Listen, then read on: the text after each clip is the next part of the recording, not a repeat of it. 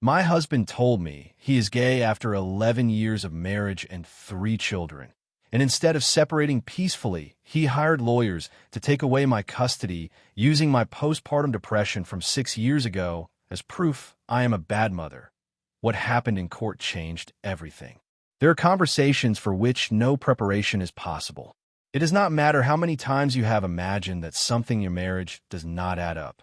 It does not matter how many nights you have spent wondering in silence whether what you feel is intuition or paranoia. When the conversation arrives, it arrives anyway as something new, as something that splits time in two. Mine arrived on a Tuesday night after the children had fallen asleep. Andres sat across from me at the dining room table with an expression I had never seen on him before and told me he had something to tell me that he had been unable to say for a long time. I listened to him, and when he finished speaking, I understood that the marriage I believed was my life had not been exactly what I thought it was. What I did not yet understand in that moment was that the hardest part was not the conversation of that Tuesday. It was what Andres had decided to do afterward. My name is Luciana. I am 41 years old.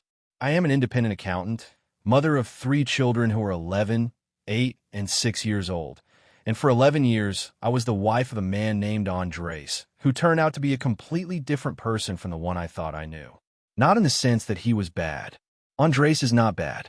In the sense that he had built an entire life around a version of himself that was not completely real, and I had built my life around that version without knowing the foundations had a crack he had spent years trying to ignore.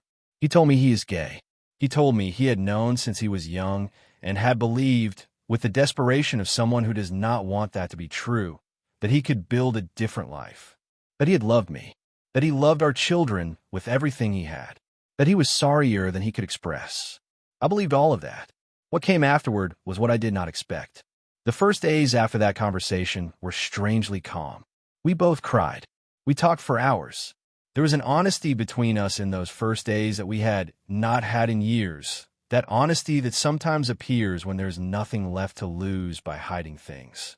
We agreed we were going to separate in an orderly way, that the children were the absolute priority, that we were going to make the transition as untraumatic as possible for them, that we were going to go to family mediation to resolve custody and assets in a civilized way.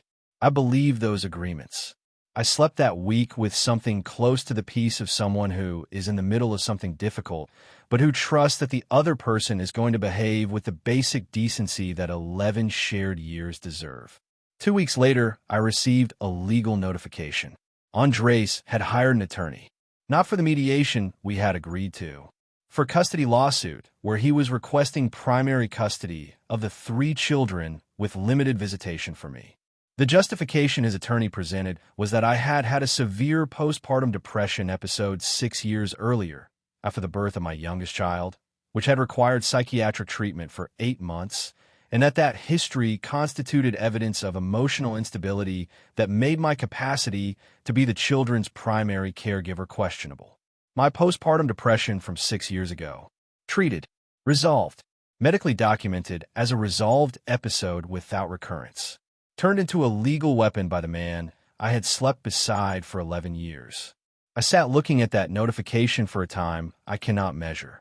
I thought about the 8 months of postpartum depression, about what it cost to get through them, about the nights when I could not get up, about the shame I had felt at the time, that terrible shame a mother feels when her brain cannot do what it is supposed to do naturally, about the work I had done in therapy to heal, about the years that had passed since then being exactly the mother my children needed, and about the decision Andres had made to take all of that healing process and turn it into ammunition.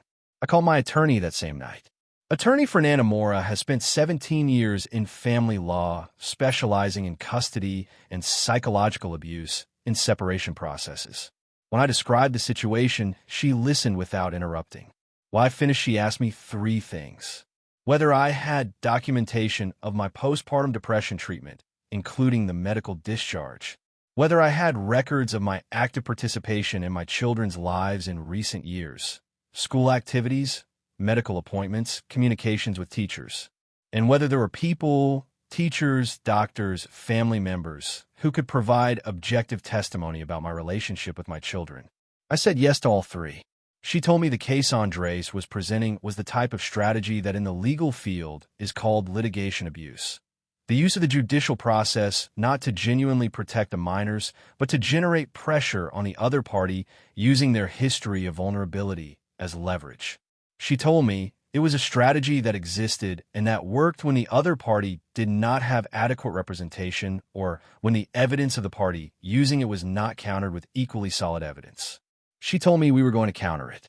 We built the file over 6 weeks. The medical discharge signed by my psychiatrist documenting the closure of the postpartum depression treatment 5.5 years ago, with an explicit note of no recurrence and favorable prognosis.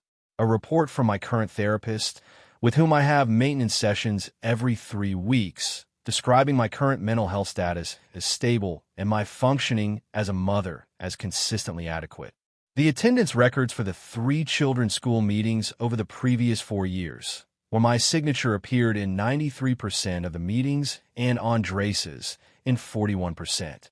The children's medical records with the signatures of who had brought them to each appointment. In all 3 cases, the vast majority of appointments had been managed by me. Communications with the teachers at all 3 schools, which showed my active and consistent participation and Andres's as occasional. Written statements from 3 teachers and the children's pediatrician describing their observation of my relationship with them. And something else my attorney added to the file with the precision of someone who knows well how the strategy she was facing works.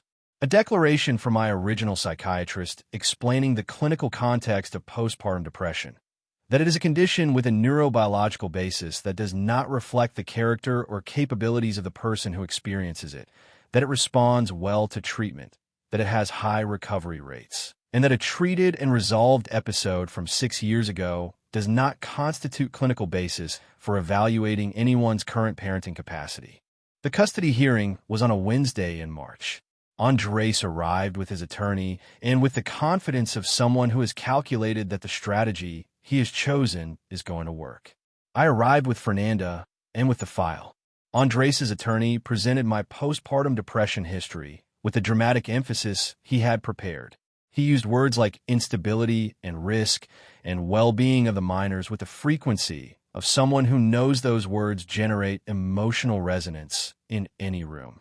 Fernanda presented the file with the calm and precision of someone who does not need drama because the data is sufficient. The judge read every document. She asked specific questions about the evidence of active parental participation. She asked Andres' attorney if he had concrete evidence of any specific incident in the previous 5 years that had put the minor's well-being at risk. He did not have any, because none existed. The judge's ruling was clear. Shared custody with primary residence with the mother. In the ruling, the judge noted explicitly that the mental health history presented by the petitioner corresponded to a treated and resolved episode without documented recurrence and did not constitute sufficient evidence of current parental incapacity, especially in contrast with the extensive evidence of active and consistent participation in child rearing presented by the respondent. She also noted that the distribution of participation in medical appointments and school meetings documented in the file suggested that the children's primary caregiver had historically been the mother. Andres left that room with weekend visits and a shared custody agreement that was not what he had asked for. What happened after the hearing is something I am still processing. Andres called me that night, not exactly to apologize, but to tell me something I did not expect. He told me he had made a mistake, that his attorney had told him it was the right strategy to secure custody and that he had followed the advice without thinking enough about what it meant to do so. That he knew I was a good mother, that he had always known. I listened to him. I told him that what he had done had a name, and that name was using the most vulnerable moment of my life as a weapon instead of as what it was, a part of my history that I had worked through and that did not define me. That I could understand he was going through a difficult process. That I could understand the fear and confusion of someone who had lived for years without being able to fully be who he was.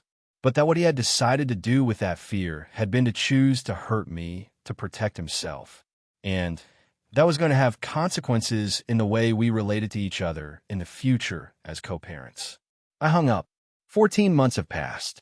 Andres and I co-parent our 3 children with the difficulty and the agreements and the disagreements that any co-parenting process is after a separation. It is not easy, but it works because both of us eventually put the children above what had happened between us. The children are okay. That is the most important thing, and what I repeat to myself when the nights are hard. They are okay. They have both their parents. They have continuity.